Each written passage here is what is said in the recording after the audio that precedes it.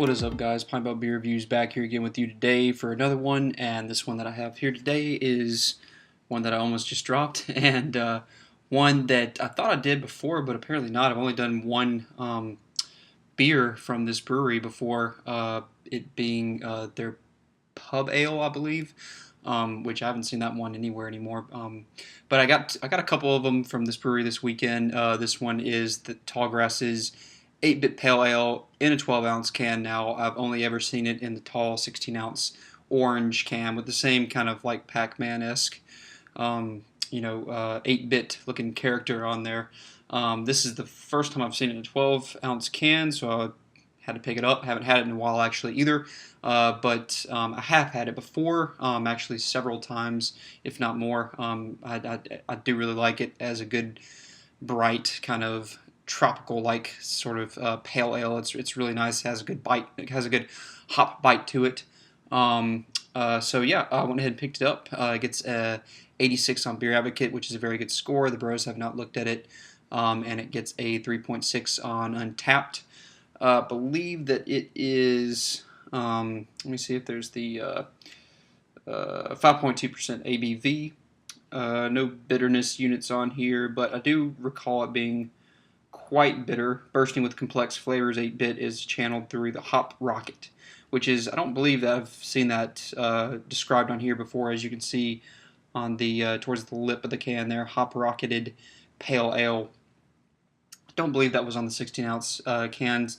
8-bit is channeled through the hop rocket, a stainless steel vessel packed full of hops, which infuses the beer with an extra burst of tasty hop flavors and aromas right before it's put into cans. So, sounds a little gimmicky to me, but anyway, let's go ahead and try it and see what we think, and if it's actually gimmicky or if it does the trick. Blasting hops through a some sort of constructed rocket of some sort. No idea what that means. Alright, so that pour, we actually got a good buildup of a head there. I didn't even pour it that aggressively.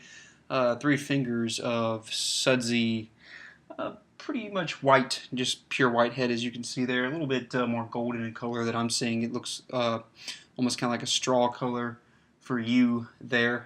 With this etched glass, we're getting a good bit of carbonation coming up there, as you can see from the bottom. Looks very just fizzy.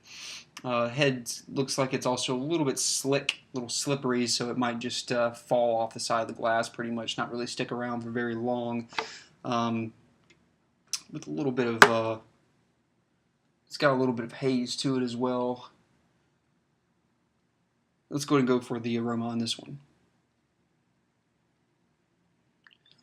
Really bright, really fruity, like I said, very tropical.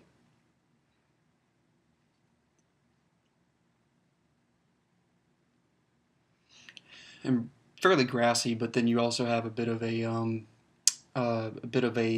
kind of sugary, sort of white bread kind of aroma there as well. You know, you just open up a bag of like Wonder Bread or something, take a whiff. You're fairly close to that particular aroma note, though it's not like a dominating aroma or anything like that. It's just something that I just kind of picked out. But mostly just those really bright, just citrusy, fruity hops that I'm getting, which is good. It's just it smells like a hop bomb of a beer, but one the hop of the sweeter variety, not really that sort of just piney, earthy kind of double IPA kind of hop bomb aroma. It's more it smells balanced. It does smell fairly balanced, and I believe that this is a Citra hop ale. So I do believe that it is Citra hops from what I remember. Doesn't say it on the can, but I believe on the 16-ounce can it did say Citra hops on there. Yeah, it smells really nice, smells really bright, smells really refreshing, just smells, it smells like a really nicely balanced hoppy ale. Let's go ahead and go for the flavor on it.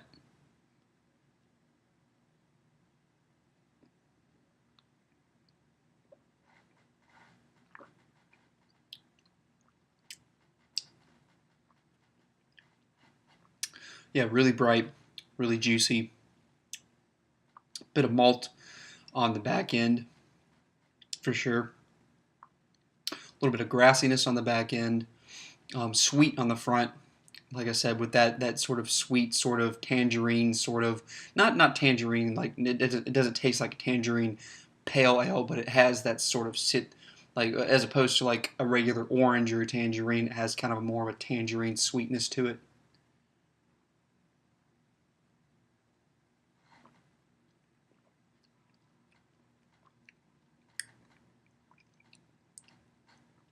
Yeah, kind of like a tangerine, a little bit of a pith, like the little white part under the rind. A little bit of like some citrus pith there as well. Uh, and then, like I said, some grassiness, some maltiness on the back end. A little bit of a chalkiness. I do remember that about this particular pale ale. There's sort of just this, just sort of dry, sort of just, and I'm assuming it's the malt, but it almost has this kind of nail polish. And I have never tasted nail polish before, obviously, but just the smell of that. Just I've smelled nail polish before, and it's just that very cloying sort of, you know, um, just bitter, just very sort of stringent kind of smell. There's a little bit of that on the back end with that. Like I said, just this is chalky kind of maltiness there.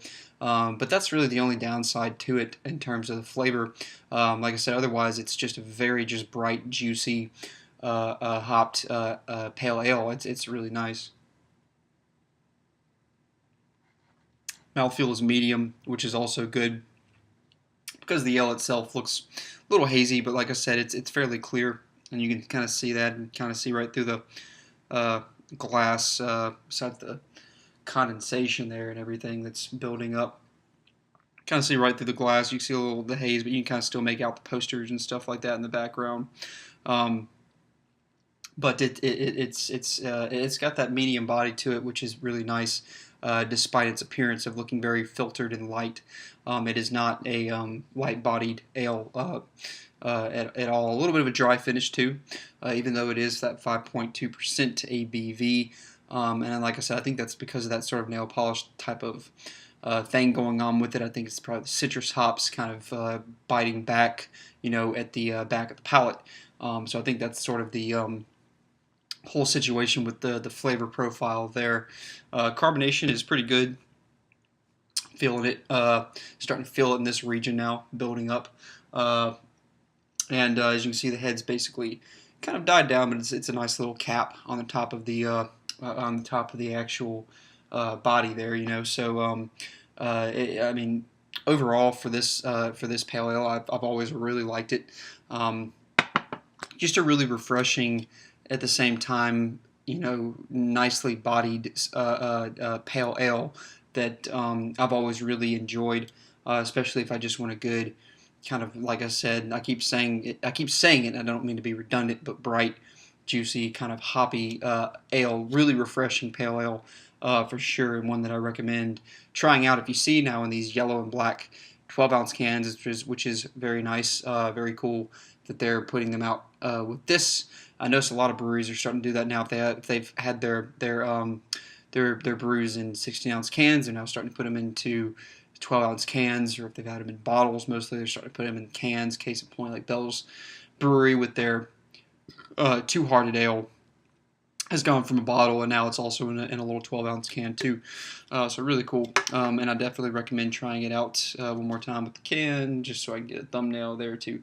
Tallgrass 8-bit Pale Ale, definitely recommend trying it out. For me, solid A in terms of pale ales. It's one of my go-tos, one of my favorites that I come back to. Going on like about 3 years now, so it's definitely one that I recommend trying out. So yeah, solid A for me on Tallgrass 8-bit Pale Ale. And until next time, guys, thank you for watching.